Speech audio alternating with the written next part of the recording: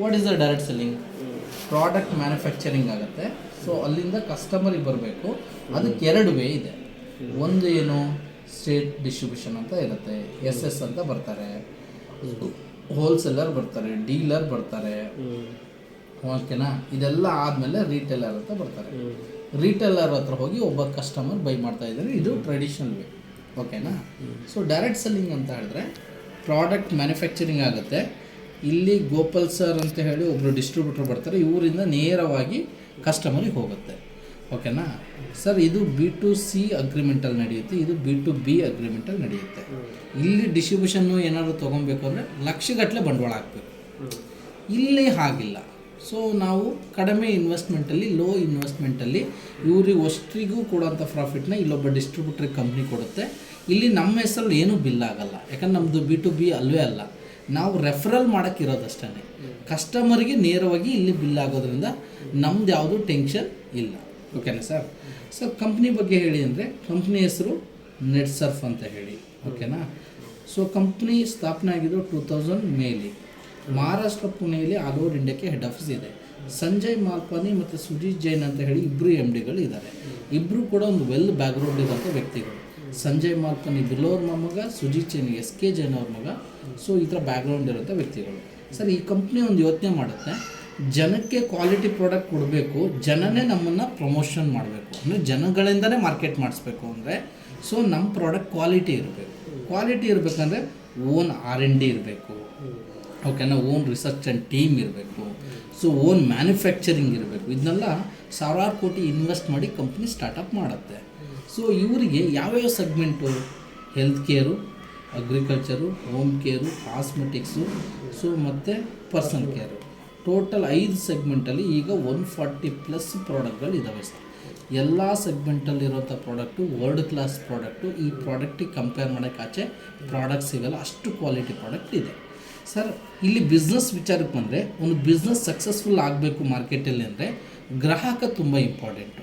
ಒಬ್ಬ ಗ್ರಾಹಕನಿಗೆ ಏನು ನೀಡಿದೆ ಅದನ್ನು ನಾವು ಕೊಟ್ವಿ ಅಂತ ಹೇಳಿದ್ರೆ ಬಿಸ್ನೆಸ್ ಚೆನ್ನಾಗಿ ನಡೆಯುತ್ತೆ ಸರ್. ಗ್ರಾಹಕ ಏನು ಇಷ್ಟಪಡ್ತಾನೆ? ಫಸ್ಟು ನೋಡೋದು ಕ್ವಾಲಿಟಿ, ಸೆಕೆಂಡ್ ನೋಡ್ತಾನೆ ಅವನು ಡಿಸ್ಕೌಂಟ್, ನನಗೇನು ಕಡಿಮೆ ರೇಟಲ್ಲಿ ಸಿಗುತ್ತೆ ಸರ್. ನಮ್ಮಲ್ಲಿ 25%ವರೆಗೂ ಡಿಸ್ಕೌಂಟಲ್ಲಿ ನಾವು ಪ್ರಾಡಕ್ಟ್ನ ಕೊಡ್ತೀವಿ. ಆನ್ MRP ಮೇಲೆ 25%.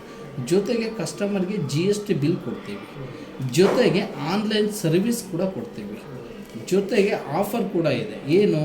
5 ತಿಂಗಳು ಅವನೇನಾದರೂ ಕಂಟಿನ್ಯೂ ಪ್ರಾಡಕ್ಟ್ ತೊಗೊಂಡ್ರೆ ಏನು ಬೇಕಾದ್ರೆ ಆಗಿರ್ಬೋದು, ಅದು 6ನೇ ತಿಂಗಳು ಫ್ರೀ.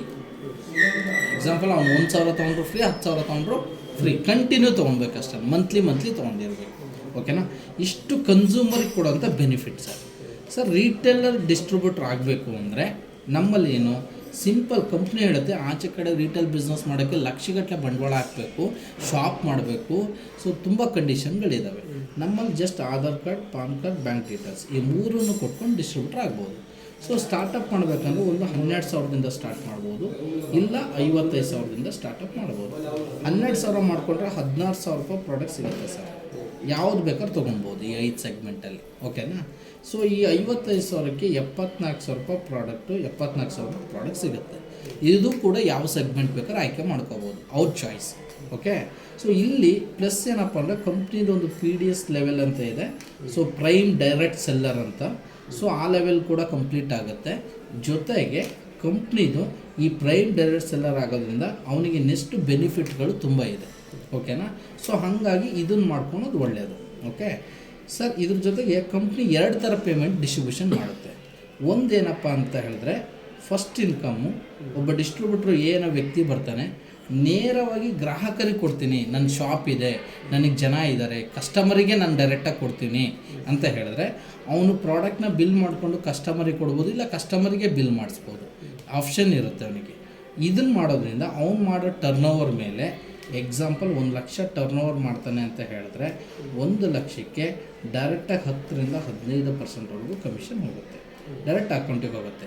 ಜೊತೆಗೆ ಅವನೇನಾದ್ರು ಕಸ್ಟಮರಿಗೆ ಕೊಡುವಂಥ 25% ಅವನ ಹತ್ರನೇ ಇರುತ್ತೆ, ಅವ್ನು ಹೇಗೆ ಬೇಕಾದ್ರೂ ಮೇಂಟೈನ್ ಮಾಡ್ಬೋದು. 25% ಆ್ಯಡ್ ಮಾಡ್ತು ಅಂತ ಹೇಳಿದ್ರೆ ಅಪ್ ಟು 40%ವರೆಗೂ ಅವನಿಗೇನಾಗುತ್ತೆ ಕಮಿಷನ್ ಇರುತ್ತೆ. ಸೊ ಅವನು ಹೇಗೆ ಬೇಕಾದ್ರೂ ಮಾರ್ಕೆಟ್ನ ಹ್ಯಾಂಡಲ್ ಮಾಡ್ಬೋದು. ಸೆಕೆಂಡ್ ಇನ್ಕಮ್ ಏನಪ್ಪ ಅಂದರೆ ಇದು ನೆಕ್ಸ್ಟ್ ಲೆವೆಲ್ ಇರೋಂಥ ವ್ಯಕ್ತಿಗಳಿಗೆ ಹೇಳೋದು. ಅಂದರೆ ದೊಡ್ಡ ಇನ್ಕಮ್ ಮಾಡಬೇಕು, ತಿಂಗಳ ನಾನೊಂದು 50,000 60,000 1 ಲಕ್ಷ 2 ಲಕ್ಷ ದುಡಿಬೇಕು ಅಂದರೆ ಅವ್ರಿಗಿರೋಂಥ ಪ್ಲ್ಯಾನ್ ಏನು. ಇಲ್ಲಿ ಏನು ವ್ಯಕ್ತಿ ಬರ್ತಾರೆ, ಇವರು ಕಸ್ಟಮರಿಗೆ ಕೊಡೋದು ಅಲ್ದಿರ ಇವರು ಕಸ್ಟಮರಿಗೆ ಕೊಡೋಂಥ ಸಬ್ ಡಿಸ್ಟ್ರಿಬ್ಯೂಟ್ರನ್ನ ಅಪಾಯಿಂಟ್ ಮಾಡ್ಕೋಬೋದು. ಈ ಸಬ್ ಡಿಸ್ಟ್ರಿಬ್ಯೂಟ್ರ್ ಅವ್ನ ಏರಿಯಾಗೆ ಇಲ್ಲದೆ ಅವ್ನ ಕಸ್ಟಮರಿಗೆ ಪ್ರಾಡಕ್ಟ್ನ ಕೊಡ್ತಾನೆ. ಇವನಿಗೂ ಏರಿಯಾ ಲಿಮಿಟ್ ಇಲ್ಲ, ಏನೂ ಇಲ್ಲ. ಓಕೆನಾ. ಸೊ ಎಕ್ಸಾಂಪಲ್ ಇವನು 1 ಲಕ್ಷ ಬಿಸ್ನೆಸ್ ಮಾಡ್ತಾನೆ ಅಂತ ಹೇಳಿದ್ರೆ ಈ 1 ಲಕ್ಷಕ್ಕೆ ಅವನಿಗೆ 40% ಅಂದರೆ ಹತ್ತಿರ ಸೊ 40,000 ರೂಪಾಯಿ ಇನ್ಕಮ್ ಆಗುತ್ತೆ. ಓಕೆನಾ. ಯಾರಿಗೆ? ಇಲ್ಲಿ ಸಬ್ ಡಿಸ್ಟ್ರಿಬ್ಯೂಟ್ರಿಗೆ. ಬಟ್ ಈ ವ್ಯಕ್ತಿನ ಅಪಾಯಿಂಟ್ ಮಾಡೋವಂಥ ವ್ಯಕ್ತಿಗೆ ಸೊ ಇವನು ಮಾಡೋ ಟರ್ನೋವರಲ್ಲಿ ಅಂದರೆ 1 ಲಕ್ಷದಲ್ಲಿ 5% ಟರ್ನೋವರ್ ಇನ್ಕಮ್ ಬರುತ್ತೆ. ಇನ್ನು ಜೀವನ್ ಇನ್ಕಮ್ ಅಂತ ಬೋನಸ್ ಅಂತ ಹೇಳಿ 3ರಿಂದ 8%ವರೆಗೂ ಕಂಪ್ನಿ ಕೊಡುತ್ತೆ. ಸೊ ಓವರಾಲಾಗಿ ಹೇಳ್ಬೇಕಂದ್ರೆ 13%ವರೆಗೂ ಇಲ್ಲಿ ತೊಗೊಬೋದು. ಸರ್ ಈ ಥರ ಸಬ್ ಡಿಸ್ಟ್ರಿಬ್ಯೂಟ್ರನ್ನ ಒಂದು 10 ಜನ ಅಪಾಯಿಂಟ್ ಮಾಡ್ಕೊತು ಅಂದರೆ ಸೊ ಒಬ್ಬೊಬ್ಬರು 1 ಲಕ್ಷ ಆವ್ರೇಜಾಗಿ ತೊಗೊಂಡ್ರು ಕೂಡ ಆರಾಮಾಗಿ ಇಲ್ಲಿ 1,30,30,000 ರೂಪಾಯಿ ಇನ್ಕಮ್ನ ತೊಗೊಬೋದು. ಓಕೆನಾ. ಈ ಥರ ಕಂಪ್ನಿ 15 ದಿನಕ್ಕೆ 8,19,000ವರೆಗೂ ಕೊಡುತ್ತೆ. ತಿಂಗಳಿಗೆ 16 ಲಕ್ಷವರೆಗೂ ಪೇಮೆಂಟ್ನ ತೊಗೊಬೋದು. ಇದು ಪ್ಲ್ಯಾನ್. ಇಷ್ಟು ಪ್ಲ್ಯಾನ್ ಹೇಳಿ ಉಳಿದು ನೀವೇನು ಮಾತಾಡಿದ್ರೆ ಮಾತಾಡ್ಬೋದು.